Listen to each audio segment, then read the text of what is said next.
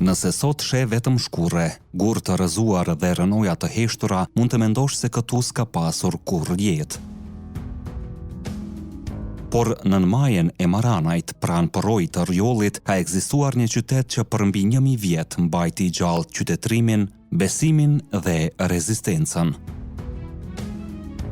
Emri i tij është Balleza dhe nga ky emër lindi një nga dinastitë më të fuqishme shqiptare të mesjetës, Balshajt. Para se të vazhdoj mëtej, pëlqejini videon dhe abonohuni në kanalin Histori Epike, sepse kështu e mbështesni punën tonë dhe na ndihmoni të sjellim edhe më shumë histori shqiptare të ralla, të dokumentuara dhe të treguara me emocion. Historia e Ballezës nuk nis në paqe, por në shkatërim. Tërmeti katastrofik i vitit 518 që goditi Ilirin dhe rënoi Dioklean Romake, krijoi një zbrazëti urbane.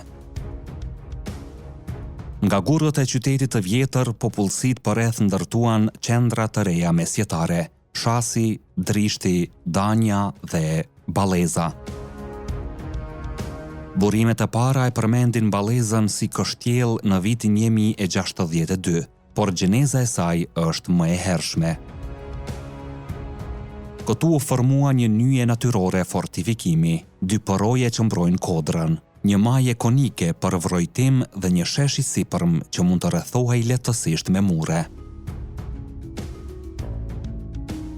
Por Balleza nuk ishte vetëm gur e mure. Ajo ishte qendër besimi, një seli i peshkvnore që për shekuj ruajti identitetin perëndimor të veriut shqiptar.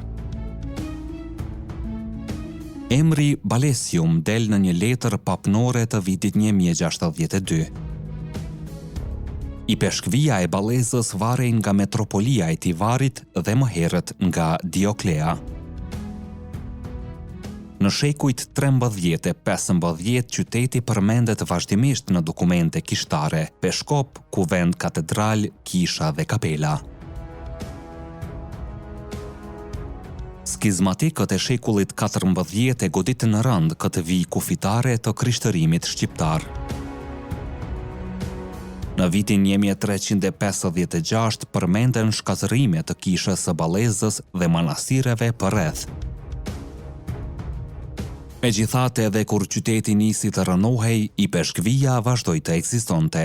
Titulli i peshkvnor mbahej ende në vitin 1478. Kjo tregon se Balleza ishte më shumë se një vend panim, ishte institucion. Po si u shndrua kjo qendër besimi në një nyje politike që lindi Balshajt? Tradita dhe studimet e lidhin drejt për drejt Ballezën me origjinën e familjes fisnike të Balshajve. Balsha i parë, themeluesi i principatës së Balshajve, mendohet të ketë qenë kryetari i Ballezës përpara se të shtrinte pushtetin mbi territore më të gjera. Kjo shpjegon pse Balleza shfaqet si qytet i begat në dokumentet veneciane të shekujve 14 e 15 dhe pse rreth saj varen fshatra, mullinj, valanica dhe punishte. Toponimia Çangaj, rasa e parave, shpella e Bogdanit, ruan kujtesën e një jete urbane, ekonomike dhe politike të zhvilluar. Por epoka e vërtet e lavdisë ushtarake do të vinte më vonë, me rindërtimin e Skënderbeut. Në vitin 1448, gjatë luftrave kundër Venedikut, Gjergj Kastrioti Skënderbeu zgjodhi vendin e Ballezës për të rindërtuar një fortifikim strategjik. Pozicioni ishte ideal, 12.000 hapa nga Shkodra, 5.000 nga Drishti dhe 15.000 nga Danja. Fortesa u përforcua me mure, kulla dhe istikame, u furnizua me ushqime dhe ushtar, ndërsa komanden e mori një kapetan i zgjedhur. Prej këtu u mbajtën të gozhduara forcat veneciane në Shkodër, duke penguar ndërhyrjen e tyre në Danjë. Në traditën vendase ruhet kujtesa e këmbanave që ranë për nder të Skënderbeut. Jehona e tyre, thot Gojdhana, dëgjohej deri në kraj. Po çfarë ndodhi pas kësaj? pse një qytet kaq i fortë u shua pothuajse i gjithi. Balleza u godit disa herë nga pushtimi serb i shekullit 14, nga trazirat veneciane e në fund nga pushtimi osman. Pas rënjes së Shqipërisë, fortesa u shkatërrua dhe komuniteti u shpërbë. Defterët osman të fundit të shekullit 15 e përmendin Ballezën si fshat me vetëm 4 apo 5 shtëpi. Banorët u zhvendosën drejt Bregdetit Venedikas, ku themeluan Baks Rjollin duke ruajtur origjinën në emër. Qyteti mbi Maranaj mbeti i heshtur. Megjithatë, heshtja nuk e fshiu kujtesën. Ajo mbeti e gdhendur në gur, kisha dhe shpella. Sot dallohen gjurmë të mureve rrethuese, fragmentet e një kishe me apsidë dhe shenjat të citadelës së sipërme. Zbulime moderne kanë nxjerrë gjurmë baruti, duke përforcuar idenë e një baze ushtarake aktive. Studiues të shekujve 19 e 20 përshkruan një shesh të sipërm rreth 1000 hapa në perimetër, një pikë vrojtimi me pamje mbi fushën e Shkodrës dhe mbetje të katedralës. Hartat e vjetra evropiane e shënojnë qartë Balecin.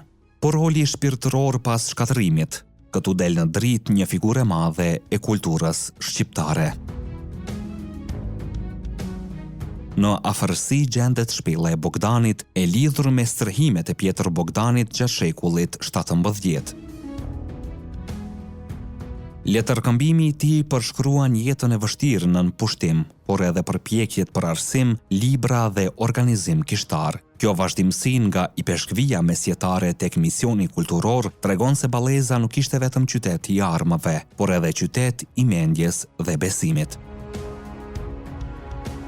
Atëherë, çfarë përfaqëson Balleza sot për ne?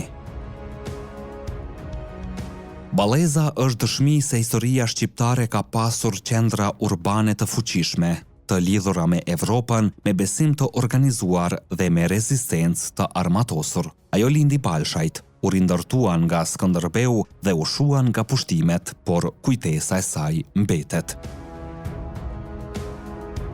Rënojat që shohim sot janë thirrje për kujdes. Harresa i fshin qytetet njësoj si pushtimet. Ti njohim, ti ruajmë dhe ti tregojmë, sepse pa to historia jonë humbet shtyllat. Çfarë mendoni ju? A duhet Balleza të trajtohet si qendër kyçe e mesjetës shqiptare në një rang me Drishtin e Danjen? Shkruani mendimin tuaj në komente. Ne jemi Histori Epike, aty ku e kaluara rilind. Deri në videon tjetër, qëndroni krenar dhe të vetëdijshëm për gjakun që rrjedh në damarët tanë.